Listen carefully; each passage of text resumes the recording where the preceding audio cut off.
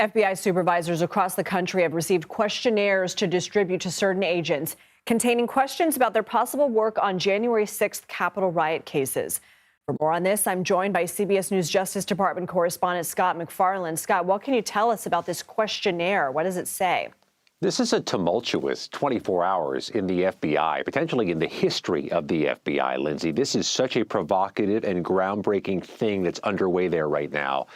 As many as 5,000 FBI employees are being subject to scrutiny, according to our latest CBS News reporting. And they had a mid-afternoon deadline to complete this questionnaire surveying agents and employees about what roles they played in the January 6th riot investigation, which you'll recall is the largest criminal investigation in the Bureau's history, the largest criminal investigation in U.S. history.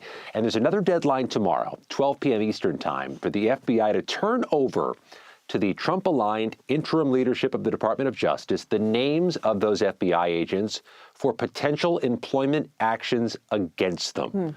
It's worth reminding folks, the court system never laid a glove on the FBI's investigation of January 6th, never found problems or failures by the FBI.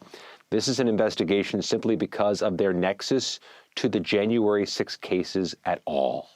Scott, what's your read on how unusual an action like this is, and what message does it send to the FBI at the beginning of this new administration?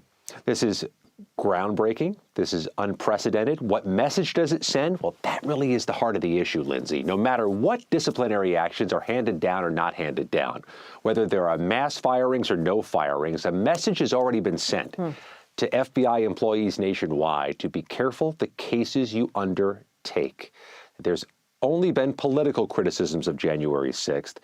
This sends a message to be mindful of potential political criticisms coming down the road to new cases you undertake. Has a real chilling effect on agents and employees.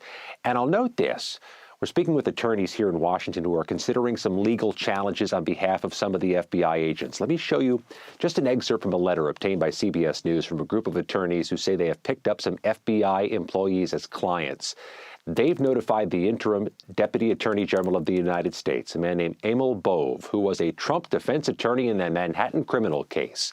Their letter to Bove says if you proceed with terminations and or public exposure of terminated employees' identities, we stand ready to vindicate their rights through all available legal means, indicating lawsuits could be filed.